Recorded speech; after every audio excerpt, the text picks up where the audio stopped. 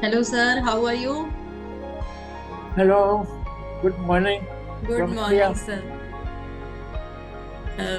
औरों का भी वेट कर लें या स्टार्ट हाँ कर हाँ लें? नहीं नहीं the time that suits you we will wait for a while. Yes sir, yes sir, sure. Okay. Meanwhile हम जान लेते हैं आपने कहाँ से ज्वाइन किया है। I'm joining from Bhopal, India. Great great, very good sir. So how did you get to know about this workshop? uh, we got to know through our son who's in USA. Okay, And, great. maybe you are doing it in US. Kakul. Okay, Kakul. Yes, yes, that's right. Okay, great great great sir. Okay. Thank you. Yeah he is my colleague actually. Yeah hello Gaurav ji, how are you? Gaurav ji, can you listen to me? Am I audible?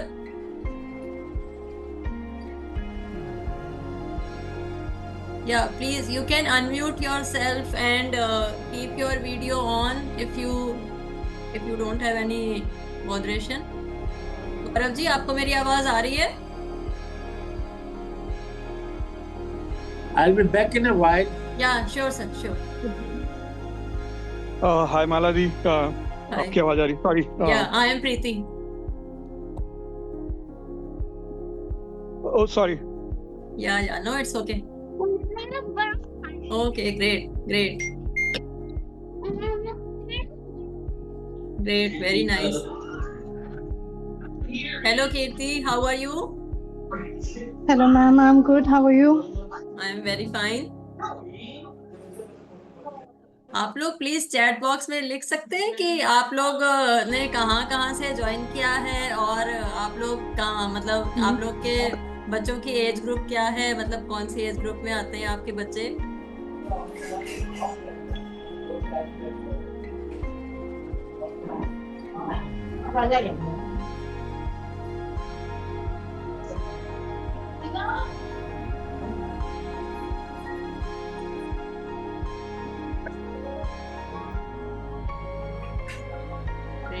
Very nice.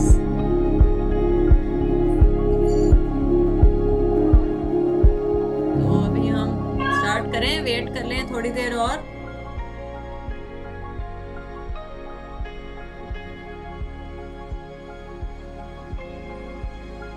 Very nice. मुझे लगता है लोग और अभी आ रहे हैं, 2 minute और wait कर लें।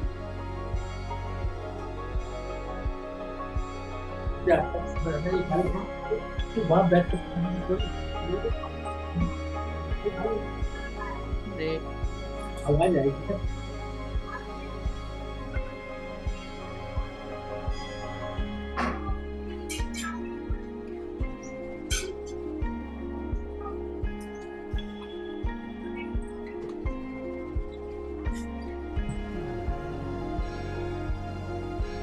तो जनरली आप लोगों का मतलब कोई क्या डाउट्स रहते हैं, या जब पेरेंटिंग, जैसे आप पेरेंट्स हैं तो क्या मतलब कोई प्रॉब्लम रहती है, कौन कौन सी प्रॉब्लम जनरली फेस करते हैं बच्चों के साथ में? आप लोग शेयर कर सकते हैं मेरे साथ में, it will be kept confidential.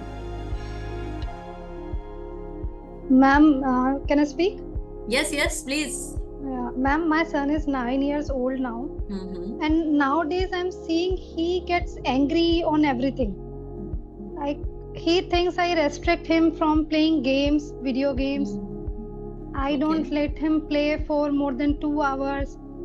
Like, on everything he says, you always stop me from doing this, from doing that, and like, I've become an ugly face in front of him, and I'm worried about that.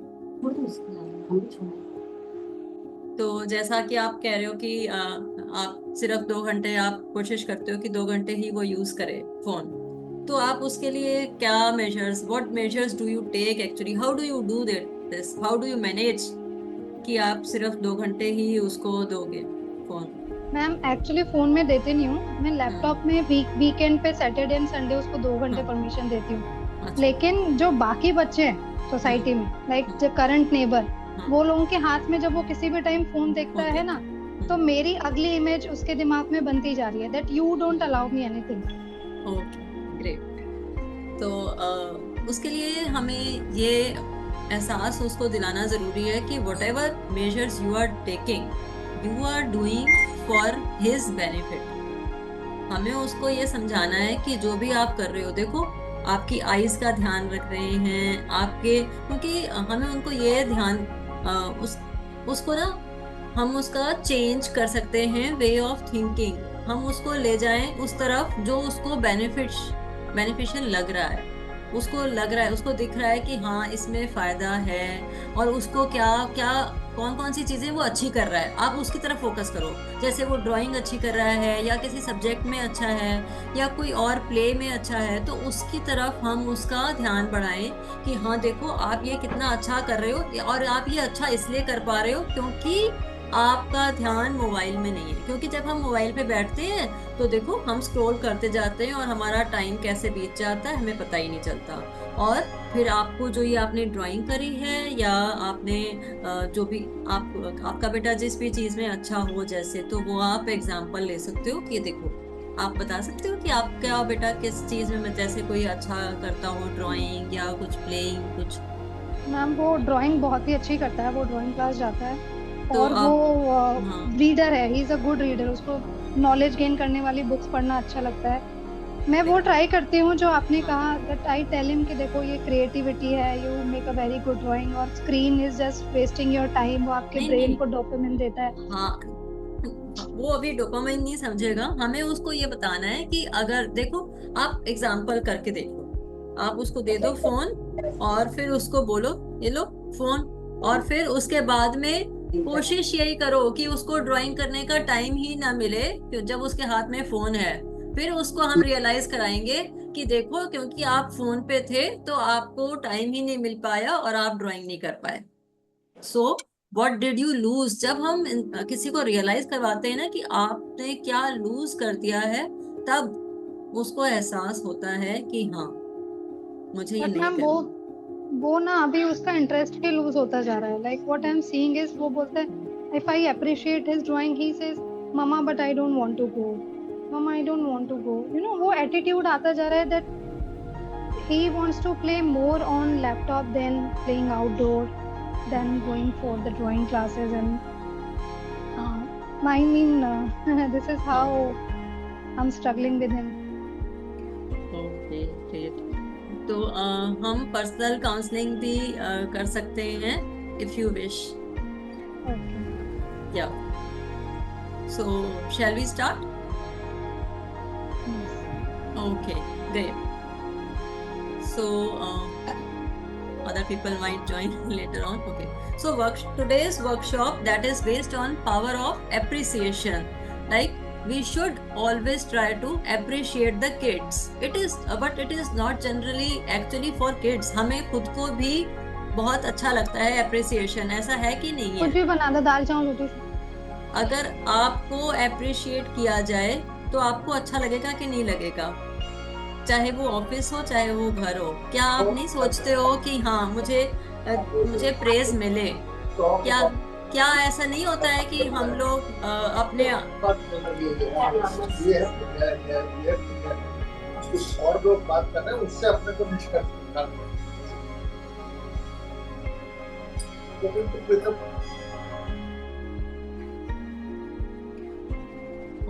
मैंने I am sorry मैंने सबको mute कर दिया so that people are not disturbed. Is it fine?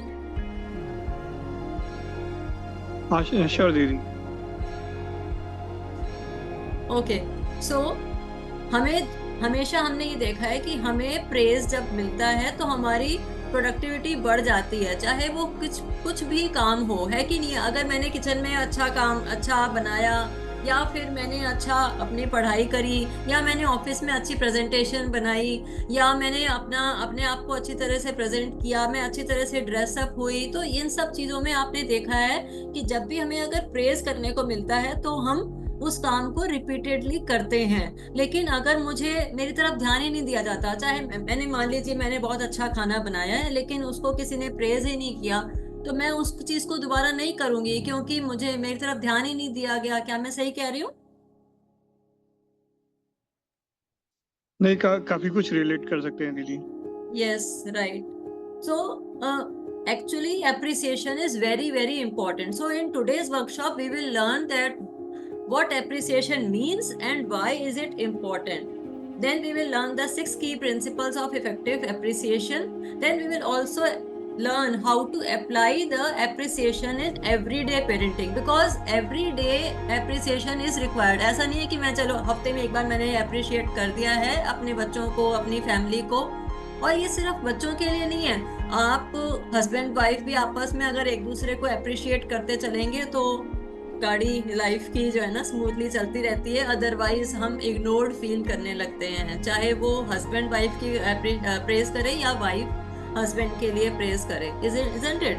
Even parents के लिए भी, parents भी इस एज में जब हम उनके ग्रैंड चिल्ड्रन आ चुके हैं तो पेरेंट्स भी इस एज में एक्सपेक्ट करते हैं कि उनको प्रेज मिले, क्योंकि इग्नोरेंस बहुत मिलने लगती है उनको इस एज में, क्योंकि माँ बाप बिजी हो जाते हैं बच्चों की केयर करने में। तो ग्रैंड पेरेंट्स को लगने लगता है कि हम इग्नोर हो रहे हैं और हमारी ज़रूरत नहीं है। तो इस एज में उनकी एप्रिसिएशन की बहुत ज़रूरत है, क्योंकि जनरली क्या होता है, जो वर्किंग पेरेंट्स होते हैं वो ये सोचते हैं कि उनके पेरेंट्स का काम सिर्फ उनके बच्चों को देखना है, क्योंकि वो तो काम पे जा रहे हैं और ये उनकी ड्यूटी बनती है ग्रैंड पेरेंट्स की।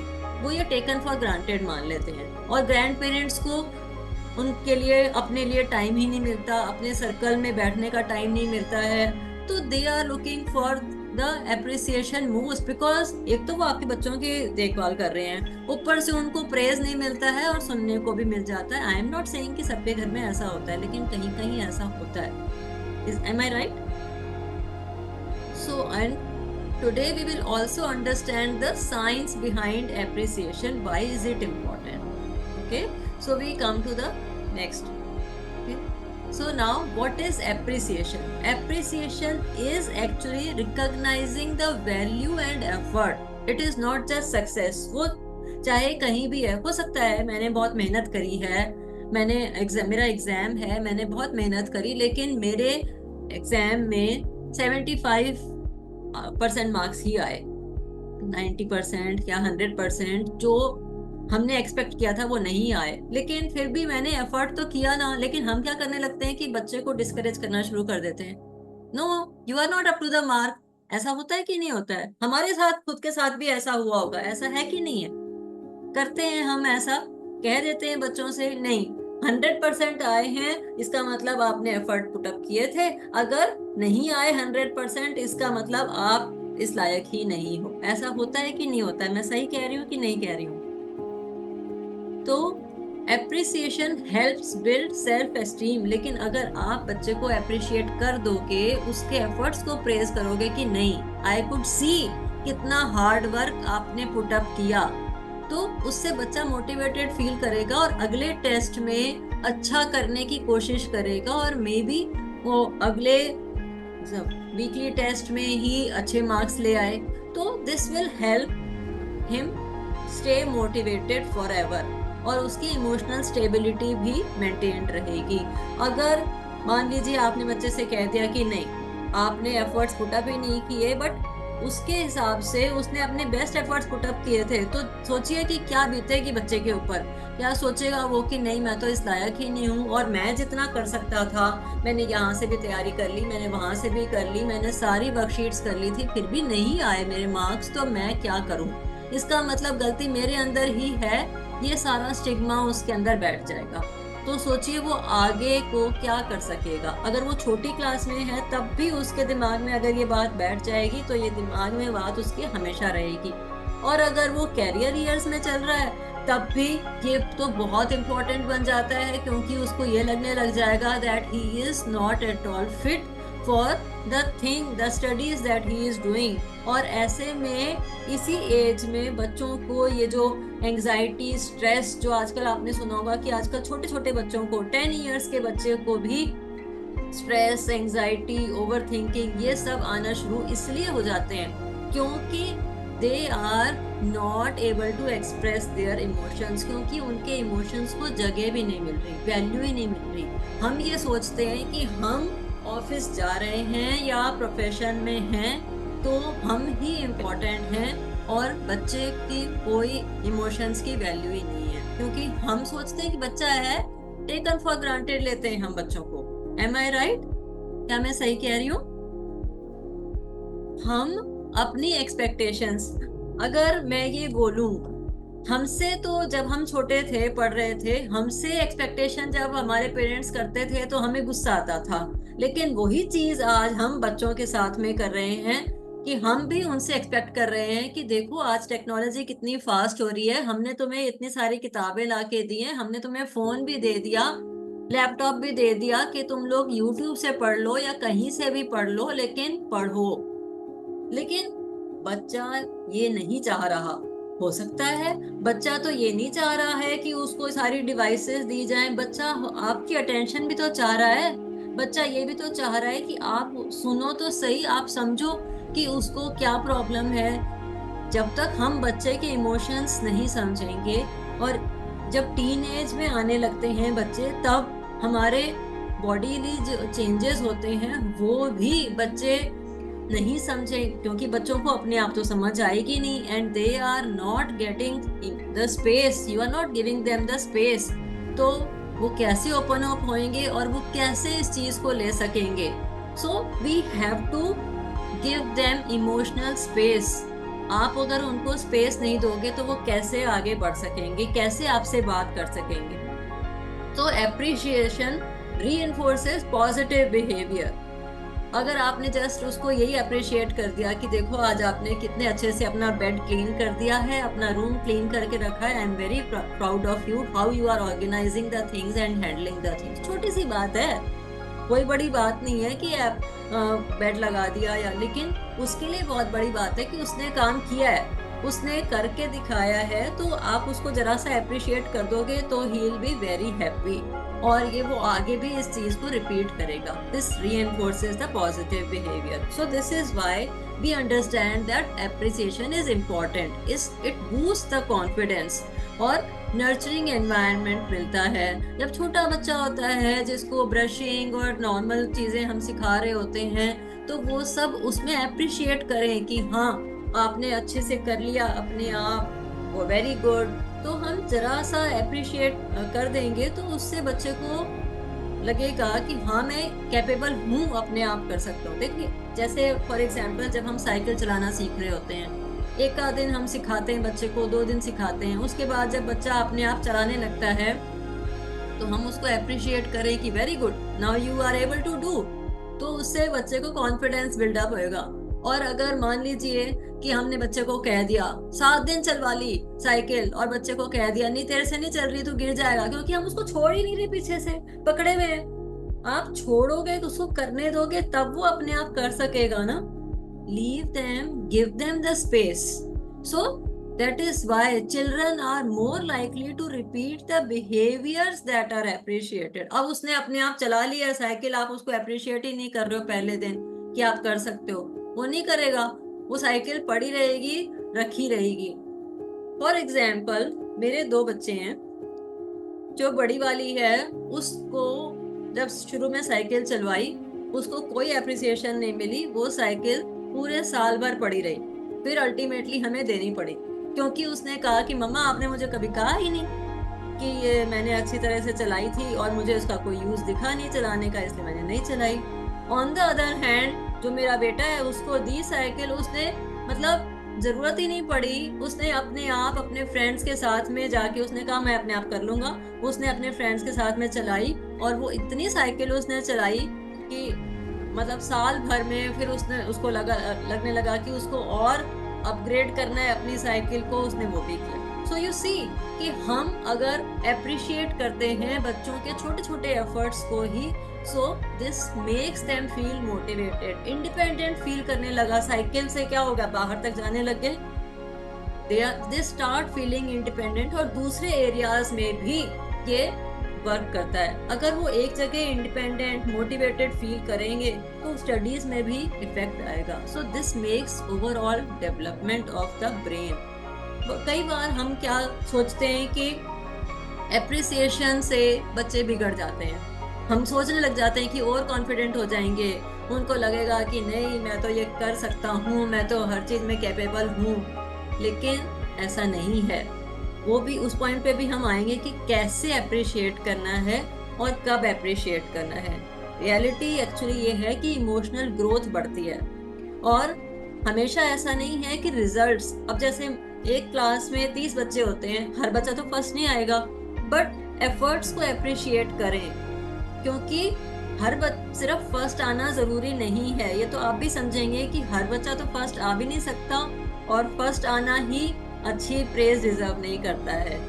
हमारे बच्चे के अच्छे नंबर आ जाएं, जिस लायक वो, जिसने वो एफर्ट्स पुट अप कर रहा है, हम उसको प्रेज कर सकते हैं। Am I right?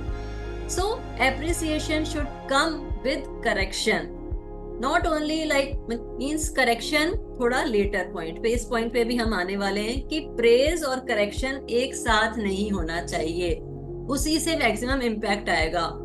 So generally आपने देखा होगा कि हमारी मेन एनर्जी कहाँ रहती है, कि हम हमेशा बच्चे को यही ढूंढते रहते हैं कि वो क्या गलत कर रहा है। कभी हम ये नहीं ढूंढते हैं, चाहे वो छोटा बच्चा है चाहे वो बड़ा है, हम कभी भी ये नहीं ढूंढते हैं कि बच्चा सही क्या कर रहा है।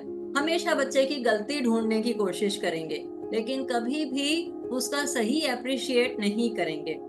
M I right? आप अपने बारे में सोचिए, जब आप छोटे बच्चे थे क्या आपने गलती नहीं करी थी? और कितनी बार आपको करेक्ट किया गया था? पेरेंट्स ने कितनी बार आपको करेक्ट किया था, कितनी बार डांटा था? सोचिए अपने बारे में, और फिर रिफ्लेक्ट करिए कि आप क्या कर रहे हो। पहले क्या होता था, पहले के टाइम में ये चीज चलती थी, कैरेट एंड स्टिक उसको हम कहते हैं साइकोलॉजी में, कि अच्छा करोगे तो अच्छा मिलेगा, और अगर गलत करोगे तो डांट पड़ेगी। लेकिन आज वो नहीं चल रहा है, आज वो चीज नहीं चल रही है, क्योंकि आपने देखा होगा कि हमें, जैसे मैं कह रही हूँ कि बच्चा नजर ही हमें तभी आता है जब वो गलत कर रहा होता है, अदरवाइज हम इग्नोर करते रहते हैं कि बच्चा कर ही क्या रहा है, हमें पता ही नहीं चलता। और जैसे ही पता चलता है, मिसेस शर्मा देखो आपका बच्चा है क्या करके आया, आपके बच्चे ने मेरे को मार दिया। अरे भाई, आपको सिर्फ यही क्यों ऐसा हुआ कि बाहर जाके उसने मारपीट करी है? क्योंकि उसको घर में उसको अपने इमोशंस को एक्सप्रेस करने का टाइम ही नहीं मिला, जगह ही नहीं दी, आपने सुना ही नहीं। आज का टाइम है अवॉइड एंड इग्नोर, मींस हमें क्या करना है, हमें अपना माइंडसेट शिफ्ट करना है। हम हमेशा सुपरवाइजरी माइंडसेट रख रहे हैं कि तुम क्या कर रहे हो, तुम कोई गलत तो नहीं कर रहे हो, देखो तुमने ये क्या कर दिया।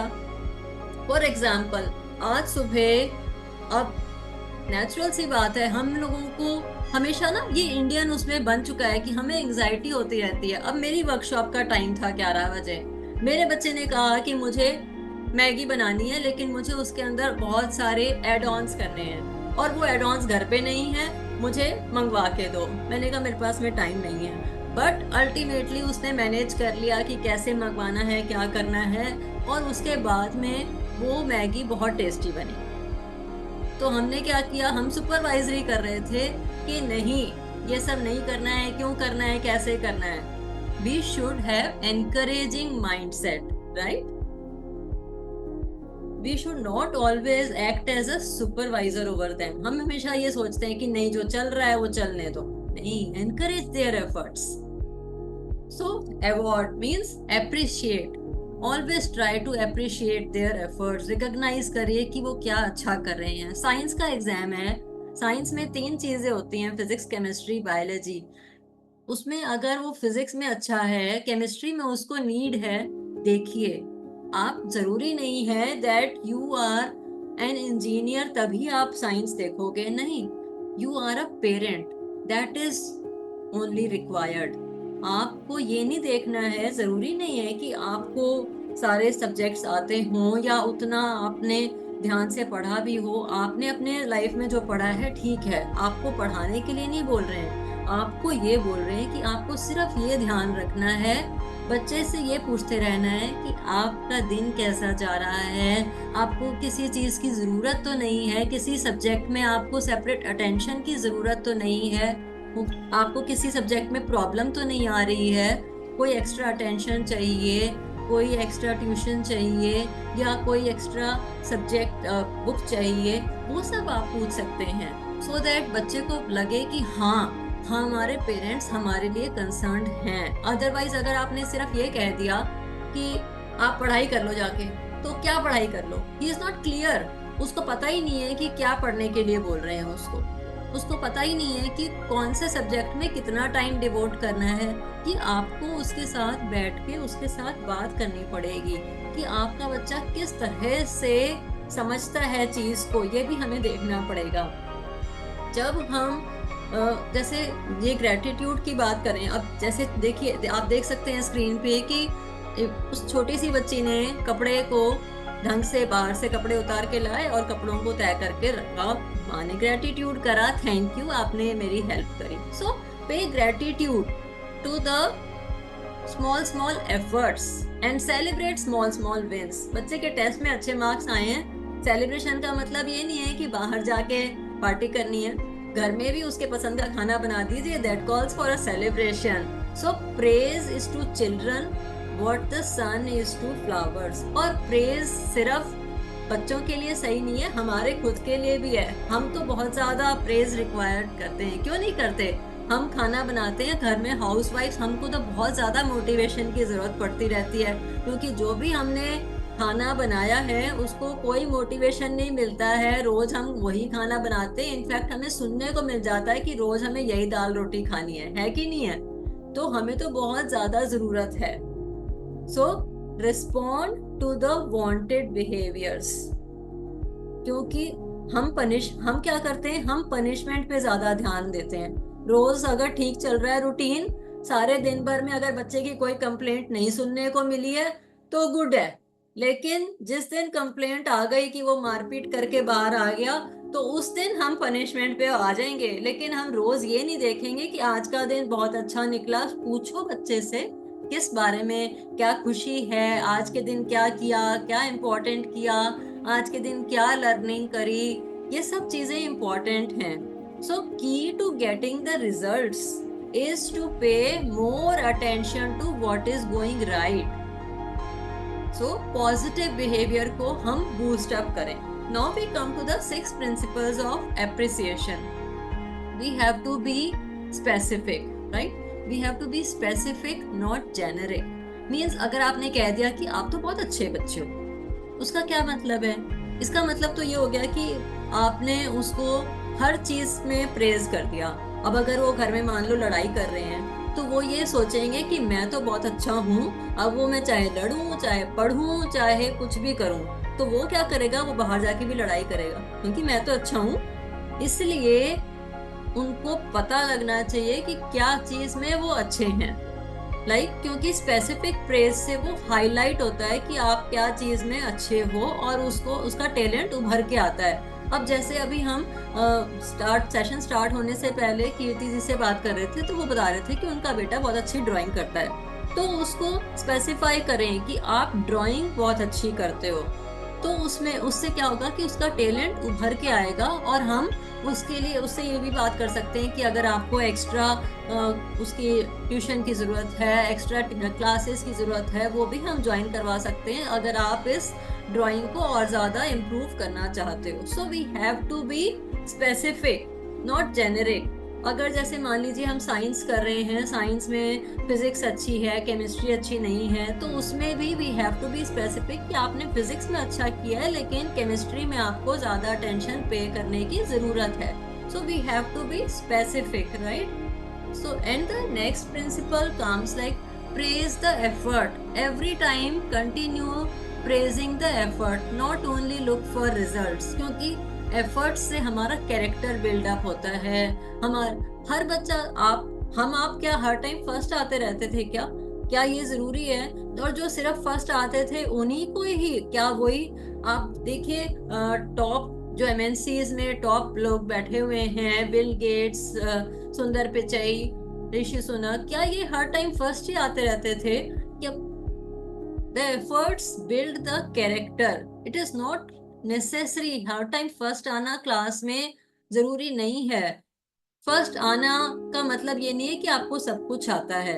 एक बार मेरे साथ क्या हुआ, मुझे आदत हो गई थी क्लास में फर्स्ट आने की, लेकिन उस समय क्या हुआ, मेरी क्लास को भी आदत हो गई थी फर्स्ट आने की कि प्रीति ही फर्स्ट आएगी। अब मैं 7th क्लास में थी। मेरे साथ क्या हुआ, क्योंकि सारे बच्चों को पता था कि प्रीति ने ही फर्स्ट आना है, लेकिन एक बार मेरा मन नहीं कर रहा था पढ़ने का। मेरे नंबर 67% आए, लेकिन मैं फिर भी फर्स्ट आई थी, क्योंकि बाकी बच्चों ने कहा कि क्योंकि तू नहीं पढ़ रही थी तो हमने सोचा हम भी पढ़ के क्या करेंगे। मतलब people are not ready to put up the efforts. वो अपनी नॉलेज नहीं देख रहे हैं। आप एफर्ट्स पे फोकस करो। कोई जरूरी नहीं है हर बच्चा फर्स्ट नहीं आएगा, और हर बच्चे को ये सब वो सब नहीं करना है। सब एक चीज ही नहीं करेंगे। Efforts should be praised. तो ग्रेट जॉब, हमेशा हम A+ पे फोकस करते रहेंगे, it is not required. I am proud of you, how hard you are putting up your efforts, how hard you are preparing for the exam. So praise the efforts. Now praise and correction should be done at separate times. अब जैसे मान लीजिए कि अगर आपके पास में आपका बच्चा लेके आता है कि एक ड्राइंग, और आप कह देते हो कि ये ड्राइंग तो बहुत अच्छी बनी है, लेकिन इसके अंदर ये कलर यहाँ होना चाहिए था, ये कलर यहाँ होना चाहिए था, तो आप बताइए क्या ये प्रेज उसको मोटिवेट करने वाला है? We should never try to mix praise and correction. पहले प्रेज कर दो, उसके थोड़ी देर बाद आप करेक्ट करो, तो this will motivate the child. Firstly say I am impressed by your creativity. कितना अच्छा बनाया है। उसके बाद थोड़ी देर बाद मैं अपना ही एग्जाम्पल बताती हूँ। मेरा बेटा बहुत अच्छी ड्राइंग करता है, लेकिन वो मेरे पास में अपनी आर्ट फाइल लेके आया, उसके हिसाब से वो बहुत अच्छी बन चुकी थी ड्राइंग, पर मैंने उसको कह दिया कि इसके अंदर ये मुझे इनकम्प्लीट लग रहा है, तो उसने मुझे झल्ला के कह दिया कि आपको मेरी कभी कोई चीज़ पसंद ही नहीं आती। उसके बाद से उसने मुझे आर्ट फाइल दिखाना बंद कर दिया। फिर मैंने उसकी आर्ट फाइल थोड़े दिनों बाद उठाई और उसको कहा कि ये आपने बहुत अच्छी ड्राइंग बनाई है, क्योंकि मुझे रियलाइज हो गया कि कुछ गड़बड़ हुई है। फिर मैंने उसको कहा कि आपने ये बहुत अच्छी ड्राइंग बनाई है। He was very happy, but he asked, are you sure कि आपको मेरी ड्राइंग अच्छी लग रही है? मैंने कहा हाँ बेटा, ये बहुत अच्छी बनाई है। पक्का mamma? Yes. Then he gave me a good hug. उसके बाद में 1-2 दिन ठहर के मैंने उसको बताया कि बेटा इसमें थोड़ा सा अगर हम ये भी ऐड कर दें ना तो अच्छी हो जाएगी। मैंने उसको ये नहीं कहा कि हाँ ये गलत है। मैंने उसको ये कहा कि अगर हम इसमें ये भी ऐड कर दें तो और सुंदर लगेगी। तब जाके हमारा जो इमोशंस हैं वो ट्रैक पे आए, अदरवाइज बातचीत भी हमारी ऐसी गड़बड़। तो इसलिए praise and correction should be at separate times, right? And then the fourth principle of appreciation is that appreciation must be genuine. दिल से करो। ये नहीं है हाँ आज हमने एप्रिसिएशन की वर्कशॉप करी है, आज हम जी भर के सारा दिन बच्चे को एप्रिशिएट करेंगे, चाहे वो कुछ भी हो। देखेंगे हाँ अरे हाँ बेटा आपने बहुत अच्छा किया है, ये जो कुछ भी किया है ना बहुत अच्छा किया है। फिर थोड़ी देर बाद फिर से आप तो बहुत अच्छा बना रहे हो, वेरी गुड वेरी गुड। नहीं, kids can sense the insincerity. Kids को बच्चों को पता चल जाता है कि कब उनकी झूठी प्रेज करी जा रही है, और वो उसको सेंस कर पाते हैं। So speak from the heart. Too much praise, बहुत ज्यादा ही आप दिन में आप सारा टाइम प्रेज करते रहोगे ना तो उनको पता लग जाएगा कि ये कुछ गड़बड़ हो रही है, किसी ने कहा है कुछ इनको, तभी ये मेरी प्रेज करते चले जा रहे हैं। तो राइट फॉर्म ये है कि I noticed how you helped your mother, yeah I noticed how you helped that person to clean up, how you helped that person to do the work. So this shows responsibility and I am proud of you. So अगर आप बताइए कौन सी form सही है? या तो मैं कह दूं very good job, is this correct? या फिर हम बोले कि I noticed how you are doing this, how you are doing the daily work, और I noticed how you are putting up the hard work. कौन सा फॉर्म सही लग रहा है आपको दोनों में से?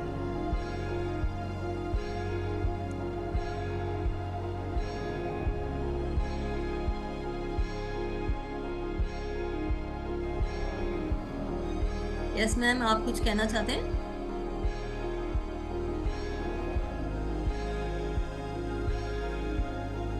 ये ऑब्वियसली सेकंड वाला मतलब वो काफी मैटर करता है। Very very nice, right. तो जब हम पूरा एक्सप्लेन करके बच्चे को बताएंगे ना कि हाँ क्या अच्छा किया है उसने, तब उसको पता चलेगा और तब उसको लगेगा कि हाँ, क्योंकि जब एक्सप्लेनेशन होगा ना तब उसको पता लगेगा कि हाँ ये दिल से अप्रिसिएशन हो रही है। अदरवाइज गुड जॉब तो सभी कह देते हैं, गुड जॉब तो हमेशा टीचर भी डाल देती है, स्टिकर डाल देगी, स्टार्स डाल देगी, लेकिन जब एक्सप्लेनेशन होगा तब हमें लगता है। अगर मैं आपसे बोलूं रिव्यू डालने के लिए और आप सिर्फ स्टार मार्क कर दो, तो इट मीन्स कि हाँ आपने सिर्फ ऐसे ही रिव्यू कर दिया है। लेकिन अगर आप टेक्स्ट रिव्यू उसी को डालते हो ना जो आपको अच्छा लगता है, कि नहीं? डेफिनेटली दीदी, हाँ। Yes. So the next principal is appreciate in public and correct in private. ये बहुत जरूरी है। इसका मतलब ये है कि एक्चुअली क्या होता है कि हम जब भी देखते हैं कि हाँ बच्चे ने पैरी पहना ही नहीं किया, बच्चे ने पाम नहीं छुए, बड़े आए, हम उसी समय वहीं डांटना शुरू कर देते हैं। बट ऐसा नहीं करना चाहिए। Appreciate in public and correct in private. उसको डांटना है तो अकेले कमरे में जाके डांटो, और जब उसकी प्रेज करनी है तो सबके सामने करो। उससे उसका कॉन्फिडेंस बूस्ट होगा, उससे उसकी सेल्फ एस्टीम बढ़ेगी। लेकिन अगर आप उसको सबके सामने डांट देते हो तो वो हर्ट होता है, और ये बात हमेशा के लिए उसके दिमाग में बैठ जाती है, और वो बदला लेने की भी सोच सकता है। वो कहेगा अब मैं सबके सामने इनको दिखाऊंगा कि मैं इनका कहना नहीं मानूंगा क्योंकि इन्होंने मुझे सबके सामने डांटा है। तो उससे क्या होगा, अगर आप प्रेज करोगे, this creates a safe learning environment, और रिस्पेक्ट बिल्डअप होती है कि देखो मेरे पापा मम्मी ने मुझे प्रेज किया है, और वो और रिपीट करने की कोशिश करते हैं उस बिहेवियर को।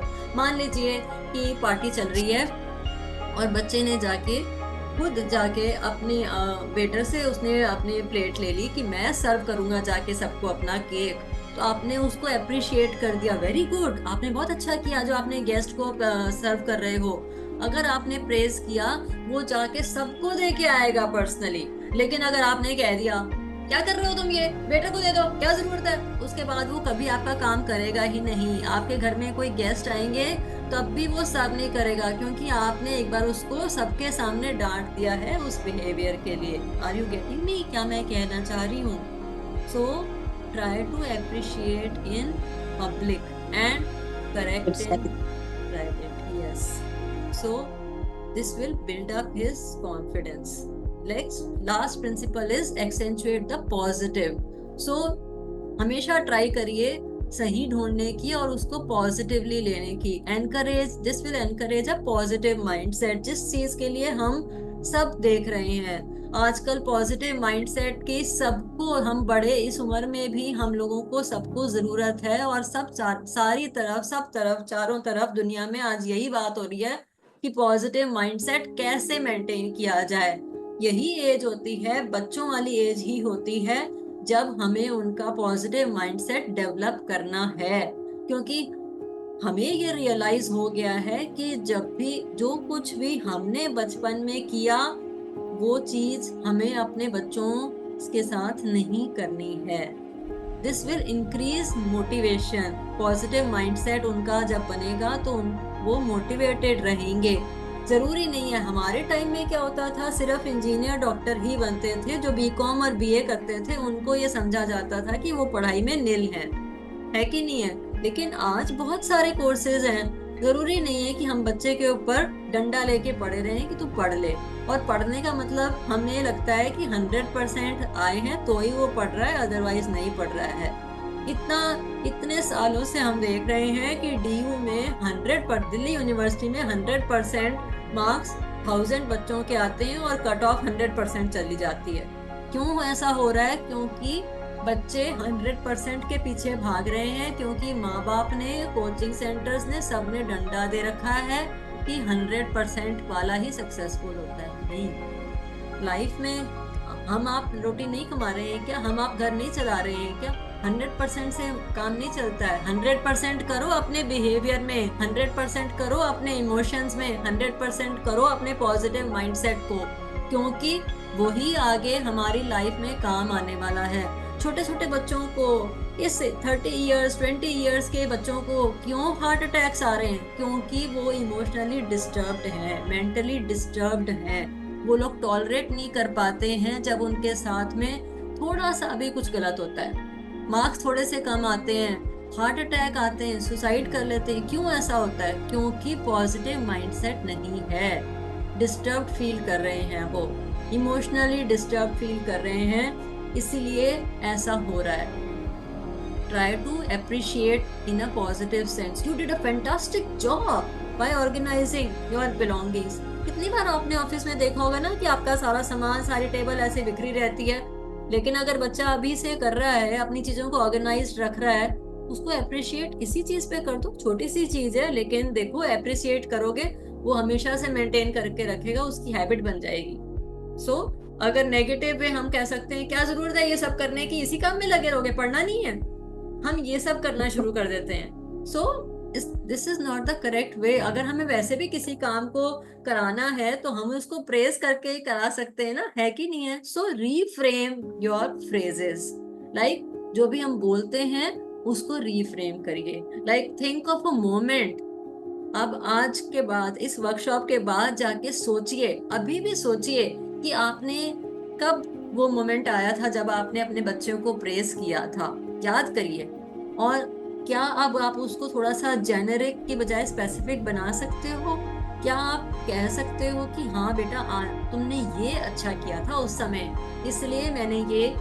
और सोचो, अब वर्कशॉप के बाद में जब भी टाइम मिलेगा, try to praise specifically, not just the result. Monday test होते हैं बच्चों के स्कूल में, उनको प्रेज करो उनके एफर्ट्स पे, हाँ बेटा अच्छा कर रहे हो। कई बार क्या होता है, बच्चे तो फोकस्ड होते हैं पढ़ाई के लिए, मंडे टेस्ट है, मुझे पढ़ना है, माँ बाप कहते हैं छोड़ो बेटा क्या जरूरी है, ये मंडे टेस्ट की कोई इंपॉर्टेंस नहीं होती है, छोड़ो, चलो आज हम पार्टी करने चलते हैं। 4-5 घंटे पार्टी लगा के आ जाएंगे और फिर बच्चा आके डिस्टर्ब हो जाएगा कि मुझे पढ़ना था, मैंने तैयारी नहीं कर पाई।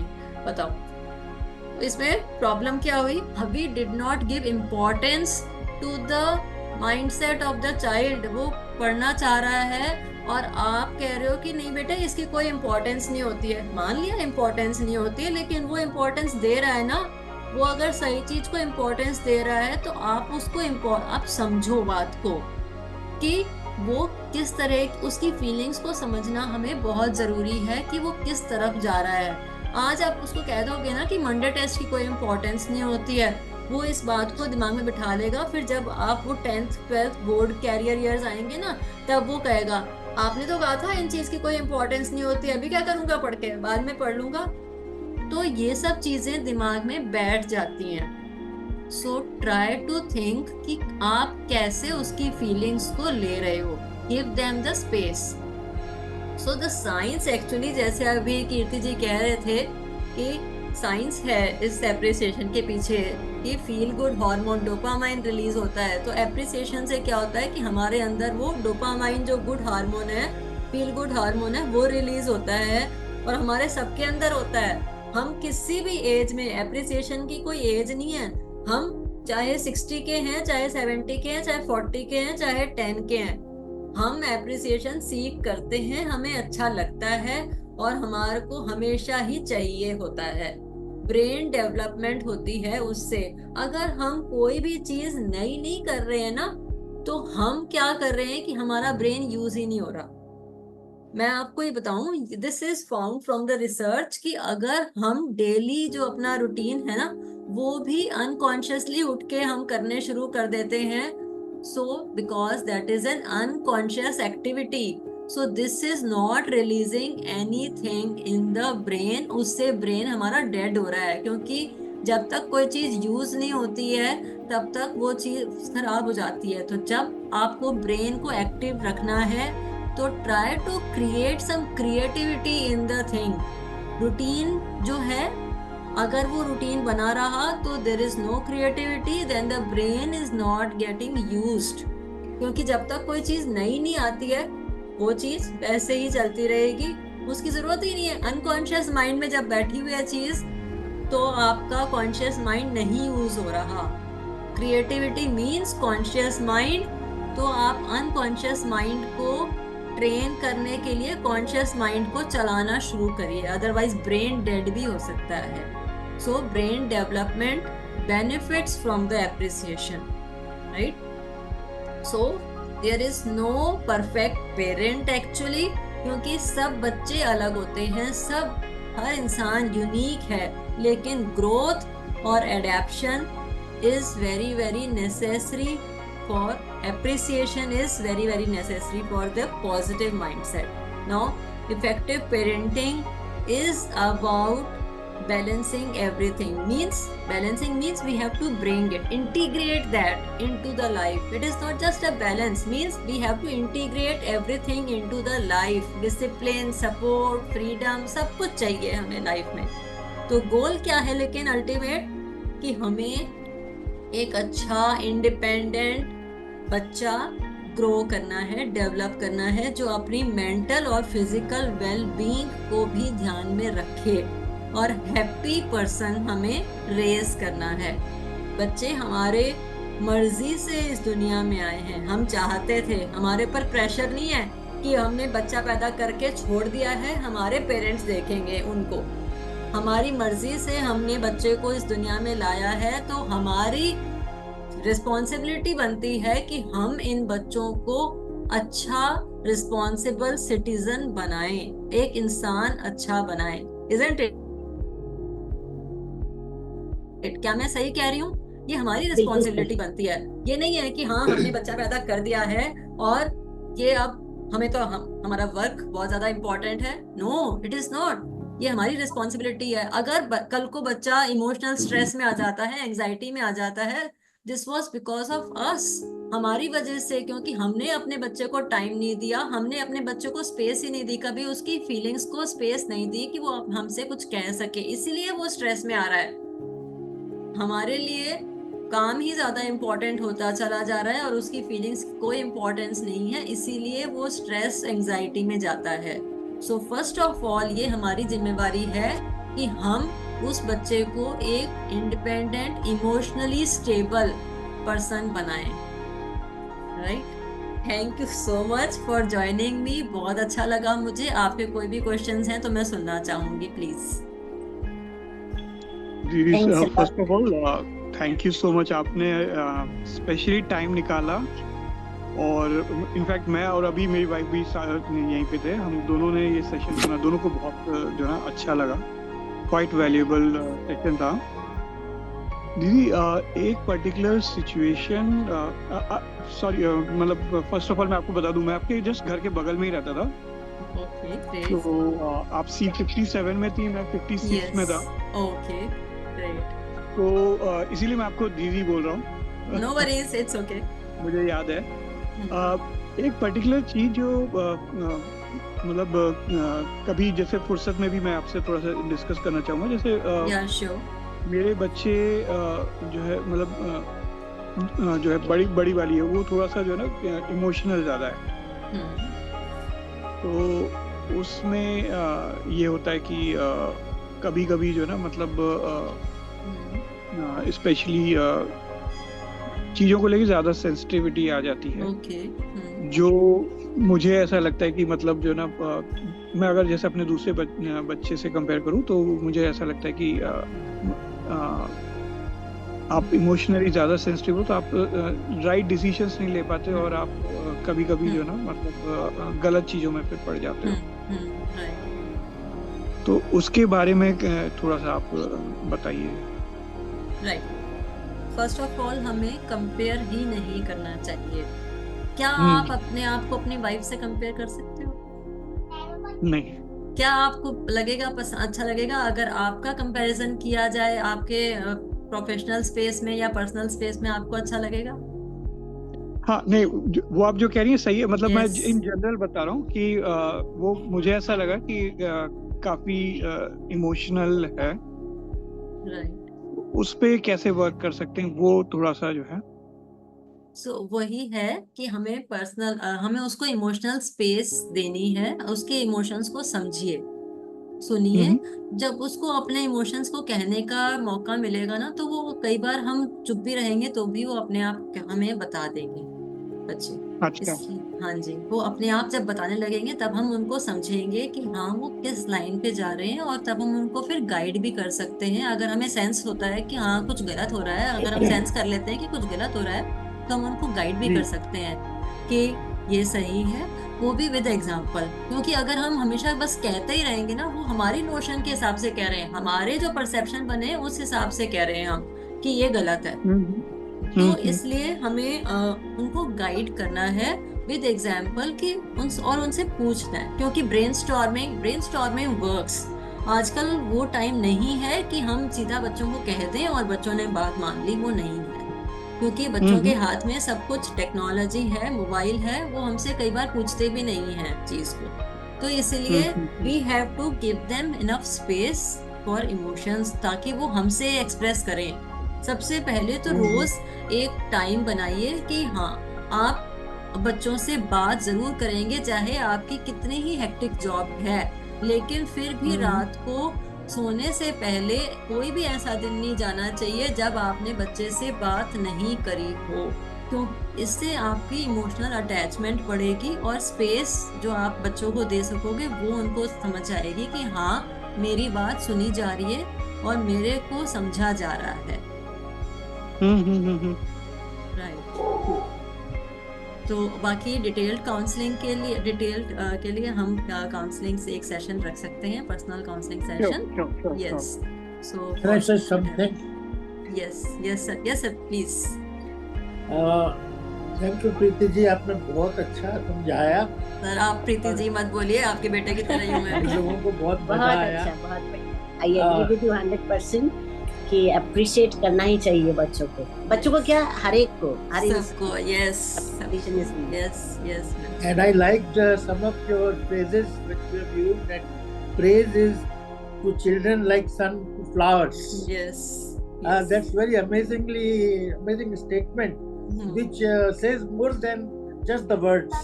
Yes. And the intention behind, like flowers help blossom, the blossom due to the sun. So the children need that appreciation. Yes. Secondly, you said that praise and correction should be separate time. Many of us do not know this. Yes. They will praise at the same time. Yes. Say something else. Yes. If you do this. So that was very revealing to me. And I think I admit that I have faulted on that many times. Yes, sir. Thirdly, I want to say that you have said behind the science behind appreciation, the fact that it creates cycle of positivity, not only in the receiver, but in the giver. Yes. So that is so virtually you have beautifully said that it is good for me. Yes. I appreciate your effort. And that is why it is said learning is a lifelong process. Yes, Learn exactly. करते ही रहना चाहिए। Thank you Preeti ji. Thank you Yes. Preeti ji, बहुत क्योंकि अच्छा। क्या होता है कि जब हम किसी को सामने डांट रहे होते हैं ना, तो उससे पहले हमें अपने अंदर गुस्सा लाना पड़ता है, और वो हमारा नुकसान हो रहा है। बिल्कुल सही कहा आपने, बिल्कुल सही। अच्छा, that is the reason. Correct. Yes, exactly. और उससे हमें भी नुकसान होता है, कोई फायदा नहीं। Yes. Where are you मैंने based, Preeti ji? Faridabad sir. Faridabad. Yes. All the best. Thank you. Thank you sir. मैंने ये चैट बॉक्स में अपना रिव्यू का लिंक भेजा है, आप लोग प्लीज इस पे क्लिक करके रिव्यू पोस्ट कर दीजिएगा। Okay. टेक्स्ट रिव्यू स्टार्स तो सब दे देते हैं। दीदी उसमें कोई डाउट नहीं है। यस, मैं एक चैलेंज देना चाहती हूँ आप लोगों को कि एक 5 डे चैलेंज दे रही हूँ। अपने बच्चों को इन 5 दिन प्रेज करने का कोई ना कोई मौका ढूंढिए और उनको प्रेज करिए। और ये आप लिखिए अपनी एक जगह पे, आप एक डायरी में कहीं भी लिख लीजिए, और फिर ये फाइंड आउट करिए कि कौन सा प्रेज बच्चे के बिहेवियर में इम्पैक्टफुल चेंज लेके आया है। Yes, and if you feel like sharing with me, you can share with me, and after this you will be getting a free 1 counseling session with me if you wish. Yeah, please try to write down कि कौन सा behaviour, कौन सा praise उसमें बच्चे में impactful change लाया है बिहेवियर में. So this is a challenge. This is a 5-day challenge that I am giving to you. Okay. Great. See you soon. Bye. Hopefully. Thank you so much for joining. Thank you. Thank you.